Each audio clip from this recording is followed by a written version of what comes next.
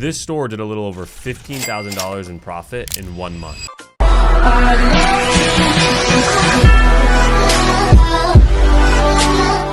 How's it going, guys? Welcome back to the channel. Welcome back to another video. As you can see by the title of this video, we will be going through a client store that did a little over $15,000 in profit in just 1 month. I'll be able to break down how much they had to spend to actually make that amount, how many fees were taken out by Walmart's commission and also their shipping fees, and a bunch of other things. We can take a look into their store as well. So let's jump into my computer and take a look at the numbers. So here we are inside of their actual spreadsheet. And like I said, we'll definitely take a look at not only the spreadsheet, but we'll go into their actual storefront as well to actually look at some payouts they received and also just the sales dashboard and the breakdown on everything there.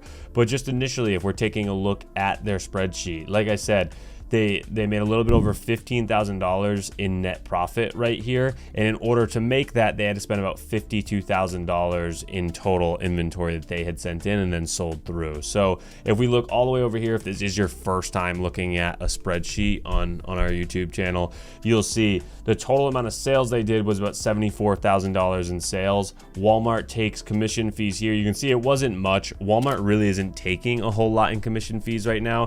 They will start taking more in their commission fees as time goes on. They're obviously trying to get a lot more sellers onto the platform, as they're obviously not as big as Amazon is, but still a huge platform. As you can see here, it's still a ton of volume to be had on the platform. This is only a small fraction of it, but they're not really taking too many commission fees, which is good for all sellers right now. And the Walmart WFS cost, they do take those fees. This is covering all their shipping of each individual product out to the customer.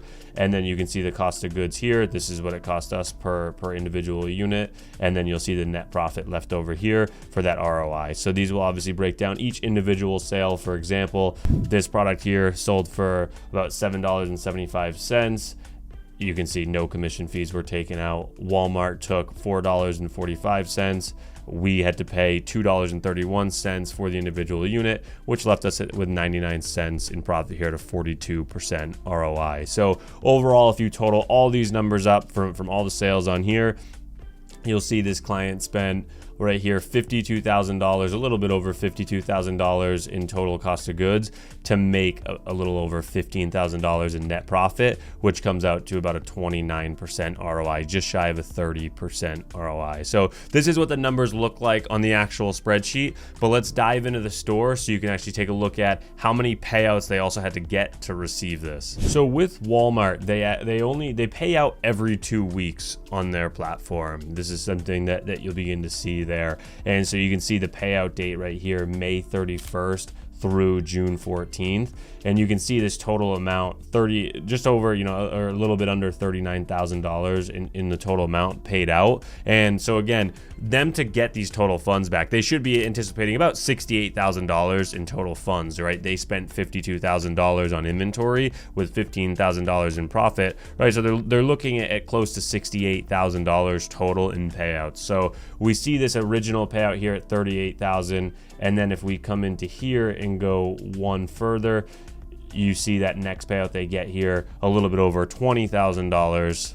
And then if we take a look at one more of the payouts to receive that total amount back, about $10,500 in total payouts. So you're not going to receive that. A lot of people will think they send in a lump sum for inventory, they sell it through, and they get it all back with the profit at once. It just doesn't work that way. It's not the way that Walmart structures their payouts.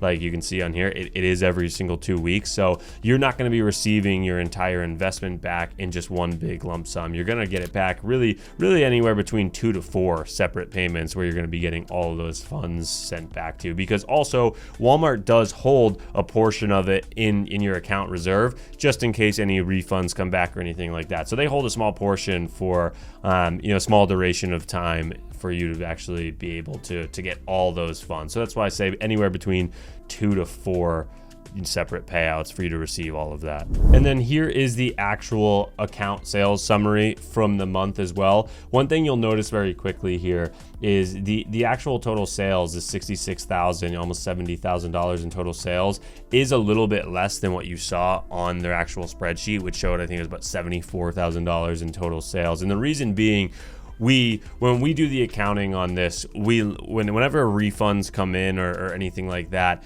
we don't pull it out of the spreadsheet. We account it a little bit differently. On Walmart's end, they'll deduct that. So if there's a refund on there, they'll take that out of that $66,000 number. So obviously, like I always talk about in this model, there are refunds that are going to come up on the store that, you know, that people do send back and return those items. So Walmart directly pulls that from the total sales right there. That's why you'll always usually see that total sales number be a little bit less on Walmart's end than it is on our spreadsheet. And then you can also see on here, total units sold is usually also going to be more than total orders here, just because obviously people ordering in multiple quantities. So you can see in just this month alone, he had sold through, you know, about 1,300 units here, and that's over the course of 1,100 orders. And if we take a look down here, we'll also just be able to see every day what he was doing in total sales. So you can see right here, you just shy of $4,000 in total sales one day,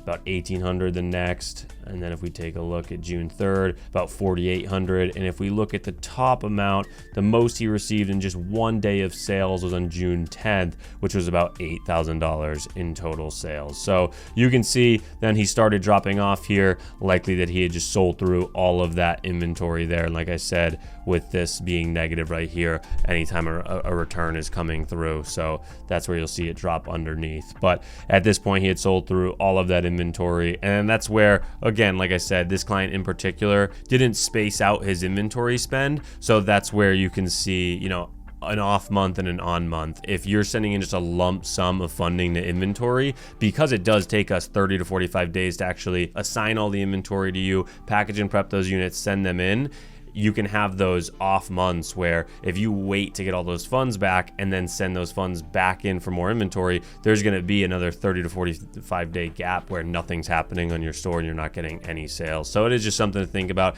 It really doesn't matter if your store goes stagnant for a month in terms of in Walmart's eyes. It's just up to you whether you want to split up your investments so you're always having inventory in the store, or if you just want the quickest return, then you do it this way and just have those gaps on there and send in a lump sum so you can sell through as quickly as possible, receive those profits, and then roll it right back into more inventory. But I hope this video was helpful. I hope being able to see kind of all the numbers break down, all the fees that come out, and be able to look at the payouts and how many different payouts you'll be receiving those funds back in was a little bit more insightful on what to actually expect if you were to get started with us. I appreciate you guys watching the video, and I'll see you in the next one.